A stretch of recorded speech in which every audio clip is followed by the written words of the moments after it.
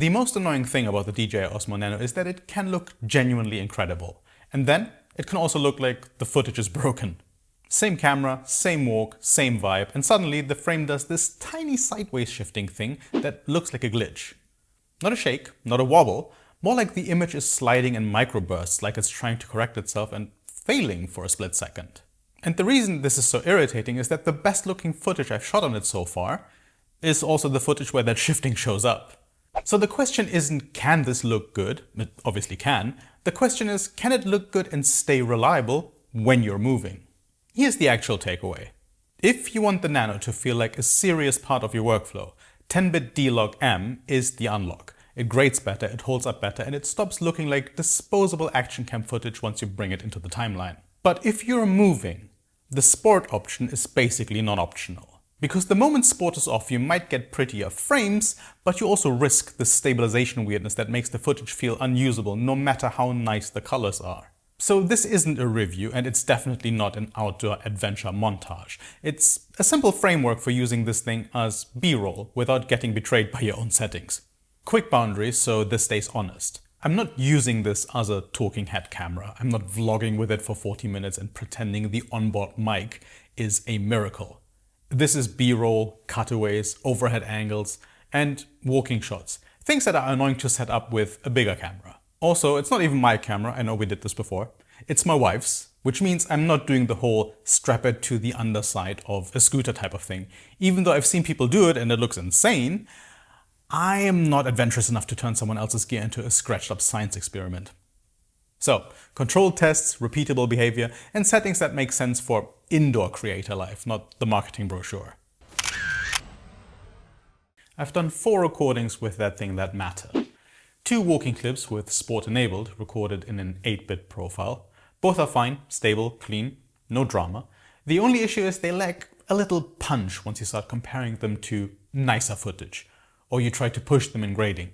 They're usable, they just don't have that, oh damn, kind of factor. Third recording, also walking, but this time 10-bit D-Log-M, and I accidentally had Sport disabled. This is the footage that looks amazing after a LUT and a grade to my preferences. You do you. It's the first time the Nano footage stopped feeling like a compromise. The colors come together, the highlight roll-off feels nicer, and the whole image gets closer to something you'd actually choose on purpose. And then you see it. The subtle shifting, like the frame is realigning itself in tiny steps. It's obvious and it ruins the clip because it feels like the camera is fighting reality. Fourth recording, Sport enabled again, still D-Log-M, but stationary at home with inadequate lighting. And it still looks surprisingly decent. Not perfect, but it holds up. And more importantly, the shifting is basically gone because, well, the camera isn't moving, right? So if you boil my test down to one brutal sentence, it's this. D-Log-M makes the Nano look expensive, Sport makes it look sane. I'm not going to pretend I know exactly what Sport is doing internally because DJI doesn't publish a neat little chart that says Sport equals shutter at X and ISO at Y. That just doesn't seem to be a thing. But DJI does give enough information to make the behavior make sense. Translation, because I needed that as well. Stabilisation likes crisp frames. Stabilisation likes detail. Stabilisation hates motion blur.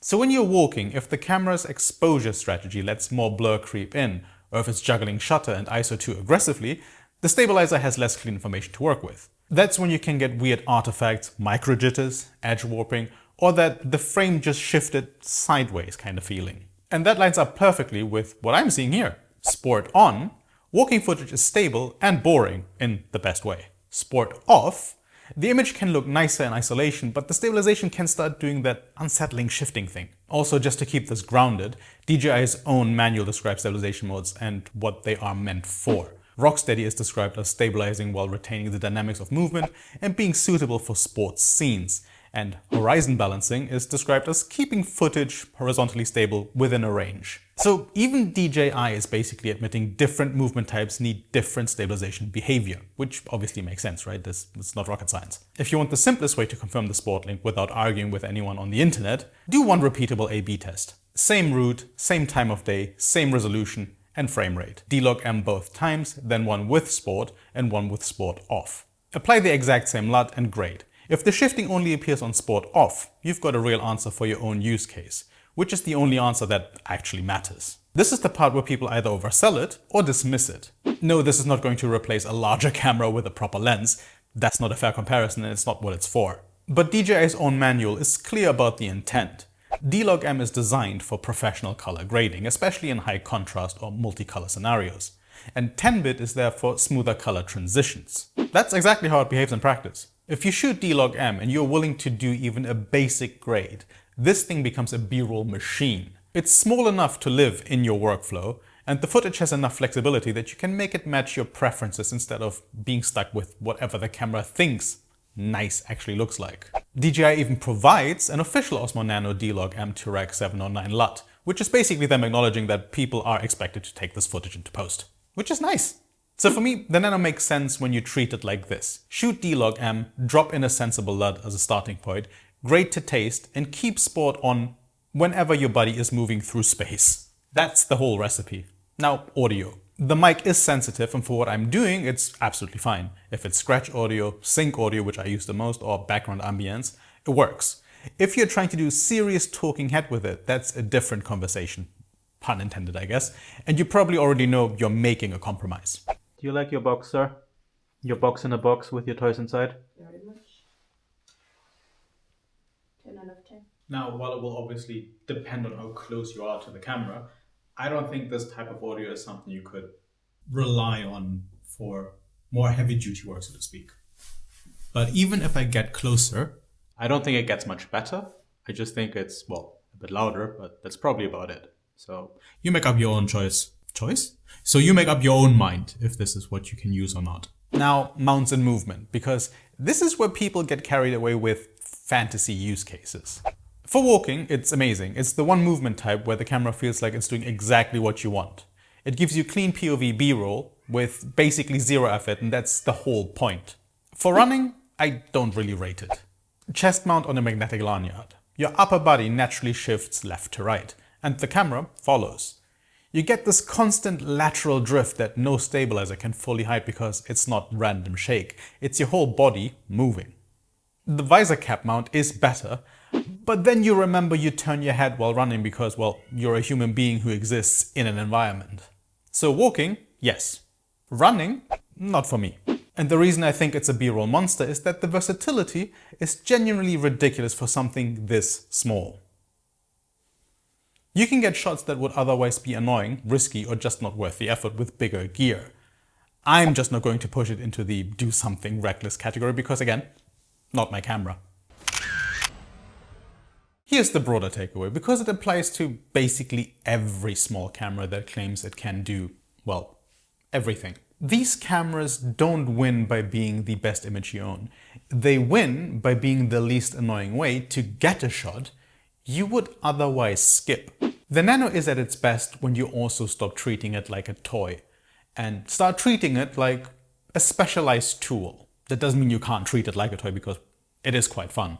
D-Log-M is what makes the footage feel intentional though, not accidental. DJI explicitly positions it as a grading focused mode, and you can feel that in post, like very clearly. Sport is what makes moving footage feel reliable because stabilization depends on clean frames, and DJI themselves describe Rocksteady as relying on increased shutter speed and multi-frame processing. So the framework is simple.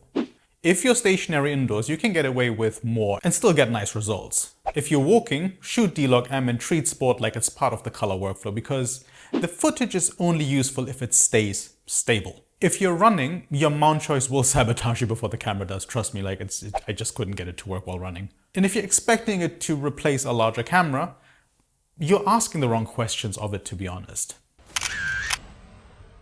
I get why people love this thing, because when it behaves, it gives you shots that feel way too clean for how effortless they were. If you've seen that subtle shifting on yours, I'm curious what your exact settings combo was when it happened, and whether sport fixed it consistently for you.